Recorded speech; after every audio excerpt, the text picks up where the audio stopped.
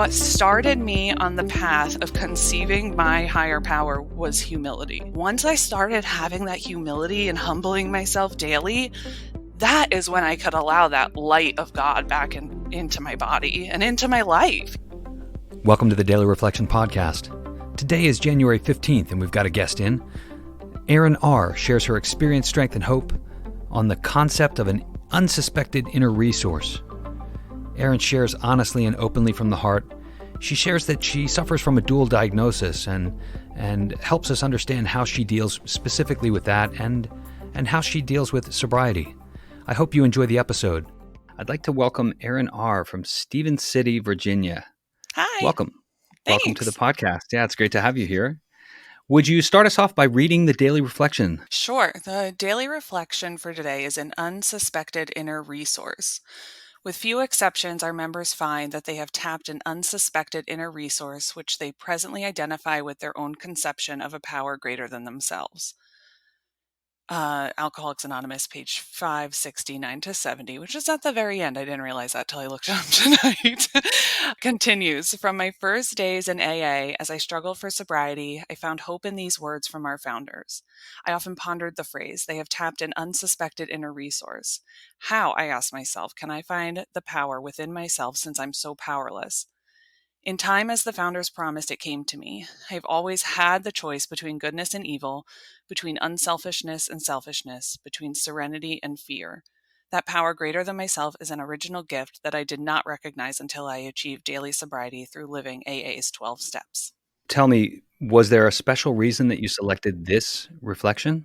There was. I think it really resonated with me because when I came into AA, I was so incredibly unfaithful to so many things, but especially God. And I was angry with God. I had dealt with a lot of grief in my life, a lot of death. It felt like I was surrounded by death at some times. And I had no faith. And the word God was very triggering to me. And here I am today, very spiritual. God doesn't trigger me. Religion doesn't trigger me. Jesus doesn't trigger me. None of these things that I rolled my eyes at so many times, especially in early sobriety, I just know to be true. Did you have a strong conception of a higher power prior to coming into the program? I was raised Irish Catholic, and my parents are very Catholic, very conservative. And to me, I never felt a connection growing up to Catholicism. It was always something I had to do. I didn't really understand what I was believing in. But also growing up Catholic, we're not really welcome to explore other options. You're just sort of handed your Catholic card and here you go. And, feel guilty if you think about doing anything else. So many of us have had these conceptions of God in some previous life as a punishing God. Do you feel like your conception of a higher power today doesn't have that, or is it very different from your previous conception? Very, very different. I think my previous conception was the typical image of Jesus on the cross that you see. And while that's fine, and I do believe Jesus existed, I tap into him more as like an archangel, right? Like, people pray to certain angels to help them find things, or, you know what I mean? Like an archangel. So that's sort of how I view how I was raised with Jesus. And God was always this unknown man in the sky. Today, I more believe in like the universe, and that God is somehow part of me, and that like that spark that sometimes people talk about, that soul spark. And I believe that there are different realms of beings that are with us all the time. And for me, that is much more digestible and makes much more sense. And I believe in, mediumship and all that kind of stuff. So, yeah, that's sort of how I connect with spirit in many different ways on a daily basis. And it is honestly, I'm in a place that I never thought that I would be spiritually. We moved out to Stevens City, me, my husband, and my kids, 2 years ago. And the spectrum of people is very, biblical. I've dealt with a lot of judgment, people using the Bible to judge people. And I just don't believe that that's what it's for. I believe that spirituality and all things religion based are for love. And I guess really, like, when it comes down to it, that's what I believe God is. I believe God is love and compassion. And whenever you are acting out of love or acting out of compassion or acting out of doing the next right thing, as we're all so familiar with, you're in a godlike state. The reflection talks about the conception of a power being the source. So for the conception part of it, I was pondering that earlier today because I have three little girls under the age of 4, and I look at them and I see, these sweet, innocent, not shameful, not sad because of nothing, um, little kids. And I think, gosh, that was me at one point. And so what could have happened to steer me away from that? Like, when did I lose that? I feel like we're conceived and we're born with this beautiful spark and with this, God inside of us. And so when I came to AA and I heard, you're going to first, when they told me you're going to figure out what your own higher power is, it was like, what? I'm Catholic. We're not allowed to do that. So that, to me, it took a very long time. And honestly, I think what started me on the path of conceiving my higher power was humility. I think that's where it started. Understanding that concept took a little bit for me. But once I started having that humility and humbling myself daily, that is when I could allow that light of God back into my body and into my life. It also talks about powerlessness. Tell me what powerlessness means to you. Being an alcoholic is being powerless in some way. I love when people ask, how long have you been sober? And it's like, well, really just today. I'm blessed enough to have been sober today. The first time I heard someone say that, it was so powerful because it's true. Like, we are powerless of these thoughts to drink when they sprout up randomly, or acting on your addiction, acting on your alcoholism. That is powerlessness. And the worst part is that it's so unknown until you hit your bottom, and then you're like, oh my God, all this time I haven't been making choices, they've been chosen for me. How long have you been sober? It'll be 9 years in March. Well, congratulations. Thank you. What does your program look like today? Honestly, today, it's not what it looked like at the beginning. At the beginning, I was going to AA every day. I mean, truly had such a close-knit group of, an AA family. I had a move, which was only 45 minutes from where I was living when I got sober, and the landscape of AA there was so vastly different. I went to meetings there for a while. I've had 2 sponsors, I think, the whole time I've been sober. Um, I've worked through the steps, 1.5 times, half before the one. And then when I moved again, I moved in that town twice, and I don't wanna name it because I don't want anyone to, get offended by me saying it didn't jive with me. So what happened there was I was leaving meetings feeling worse than when I went to it. You know what I mean? Does that make sense? Mm, it does. So I kind of really got away from going to meetings. I listen more to podcasts, which is why this one is very helpful and honestly came into my life at such a great time. So I also deal with dual diagnosis. I have bipolar disorder and ADD. So I have a psychiatrist, I have a therapist. So really my program is grounded in the taking care of my mental health, mixed with my podcast, mixed with talking to other AAs. So dealing with that dual diagnosis, I know that can be a challenge, and some folks that come into the program face judgment around that. Did you experience that at all? I don't know. None to my face. There might have been, things said behind my back, but as far as I know, one of the most powerful things that was said to me, I feel like this is the second time I'm saying that, but there's so many wonderful people in AA that really have so much wisdom and insight. And I'll never forget being in this meeting, and I was really struggling with my bipolar disorder. I was switching medications, And that can be a really rough and long process. And I was just feeling hopeless.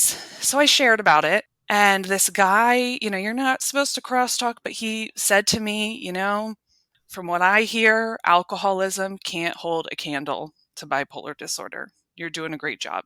And I'm a crier. I just melted and just into a pile of tears. It's the acknowledgement of like, I don't know what that's like, but that sounds really hard. And sometimes that can make all the difference in the world. That understanding. Yeah, so having just one person say that to me, and honestly, where I was getting sober, there were a lot of people that were dual diagnosis. So I think I was really lucky in that aspect, because it's always nice to not feel alone in what you're going through. Yeah, I think that's at the very core of AA and the fellowship, right? Yeah, definitely. I've said so many times, like, gosh, I really feel bad for people who aren't alcoholics in recovery, because they don't get to work on themselves like we do. And it's true. Sometimes I encounter, like, try to make new friends or normal people. And it's just like, oh man, do you want to go to an AA meeting even though you're not an alcoholic? I think you could use it. I don't say that every time, but I've been known to put it out there. So many people in my life could benefit. The program is just, it truly is a great way to live your life. It is. I mean, the constant working on ourselves, the constant acknowledgement of the humility, the humbleness of like, I did this wrong today. Tomorrow I'm going to go forward, try and do better. And that's it. That's it. If everyone could say that to themselves and find a way to be grateful at the end of the day, gosh, the world would be a better place. Yeah. So what does work for you? To keep me sober? Mm-hmm. Gosh, definitely like finding ways to be grateful. But honestly, it is knowing that I am not responsible for my first thought. That relieves so much pressure from my life to be like, for example, this past summer, was walking outside past a restaurant, woman was sipping on a margarita, and out of nowhere in my head, gosh, that looks really good. And for a second, I was like, what is wrong with you? Like, you are 8 years sober. You shouldn't be having those thoughts. And then ding, you're not responsible for your first thought popped into my head, and it calmed me down. Like, okay, I'm an alcoholic. That's actually a normal thought for me. So let's not shame myself. I love that. Be gentle with yourself. And I've heard that very same saying in two parts. And the first part is you're not responsible for your first thought, but you are responsible for your first action. Yeah. Yeah. Um, I don't even know I didn't care about anyone, and I didn't think anybody cared about me. Well, it says it right in the reflection for today. In time as the founders promised, it came to me. I've always had the choice between goodness and evil, between unselfishness and selfishness. I think, on the whole, alcoholics are just naturally selfish. Do you feel that way? I do. I feel like, especially, we're also rebels. We don't like to be told what to do. Sometimes I still struggle with that in sobriety. I think there is a lot of selfishness in being an active alcoholic. And at the same time, I hear alcoholics talk about the lack of choice that we had. And while I know that I was selfish, I don't know that without a power greater than myself, I could have had visibility into that selfishness and been able to make, some other choice. Yeah. No, I completely agree. I think finding that power that greater than ourselves can open our eyes to so many things, because again, it's the humility, it's the compassion for other people that you see, like someone going through something, and knowing that you don't know exactly their story, but it's kind of like giving people the benefit of the doubt, right? Like, but also like, we don't crawl before anyone. I'm not going to enable someone. I'm not going to feel less than because of who I am and what has happened to me and the illnesses I suffer. That is something that also struck me in the reflection, was that choice. It really reminds me of the Saint Francis of Assisi prayer. I can't quote it by memory, but that was something that struck a chord in me in this reflection too.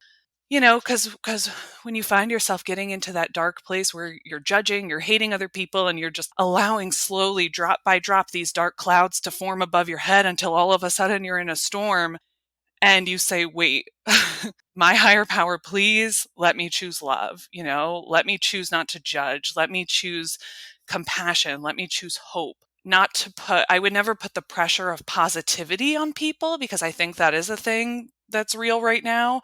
But to take that moment and acknowledge, I'm in this storm. Please help me. You're falling to your knees. I that is something that I was very much a rebel on. Like, I'm not getting on my knees in the morning. I'm not praying like that, because of course I have to fight against something in sobriety when I first got sober. But it's true. There are so many different ways other than physically getting on your knees that you get on your knees every day and just humble yourself before whatever is out there. What do you tell the newcomer? Do you have much exposure to folks that are just getting into sobriety? I do actually. I've helped my uncle, a couple friends have called me wanting to get sober, and actually the three of them are still sober today, 7 years later. And I think I listen a lot to them because if anyone can relate to the mania that is early sobriety, I can for sure relate to that because, bipolar, I get manic sometimes. I think listening to them and acknowledging that, like, they're not alone and that it literally is a moment by moment time sometimes. Sometimes you're just going to, and biggest piece of advice I can give to anyone who is new in the program is your phone doesn't weigh 1,000 pounds. You can dial your phone. People want to be there for you, and you are worthy of allowing us. You cannot receive unless you give, and you cannot give unless you receive. So let other people love you until you can love yourself. Another wonderful saying I learned in AA. Let us love you because and I actually have a friend who is very freshly sober. I mean, gosh, the people who are deciding to get sober in this pandemic are true earth angel warriors, in my opinion. Like, gosh, I've never been so grateful to be sober in my life than what's going on in the world right now.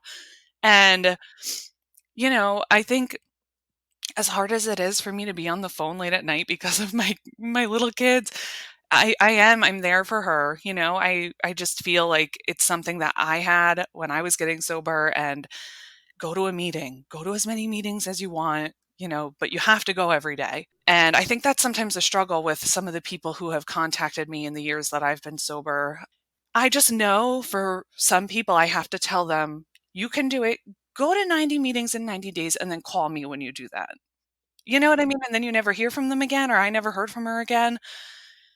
And I just, keep them in my good thoughts. But sometimes you have to do that for your own mental health. Like, just because I'm sober doesn't mean I have to help every single person that I come across. I really trust my gut feelings when it comes to stuff like that. Some people need the tough love. And everyone has to find their own way ultimately. Yeah, we're not responsible for anyone but ourselves. And that's enough, let's be honest, as alcoholics. It's plenty. Well, is there anything else you want to tell the audience? We have feelings for a reason. We have been numbing those feelings for whatever reason. Don't try to figure that out now if you're new in the program, but just feel your feelings and allow yourself to do that for yourself. We have them for a reason. You need to feel them. You need to learn the spectrum of emotions and know that you don't have to drink because of that. You don't have to drink because you're sad. Honestly, the cravings for me in the beginning were worse when things were good. And I'm sure you've heard that a lot. That's going to sneak up on a newcomer. You're going to think that when things are bad, you're going to want to take a drink. You're going to want to take a drink when things are good. When things are real good, it's going to sneak up on you. So be prepared for that and know that it's okay to have those, like, things pop up. Just don't act, or act and walk your little butt to a meeting. Call a friend, phone a friend.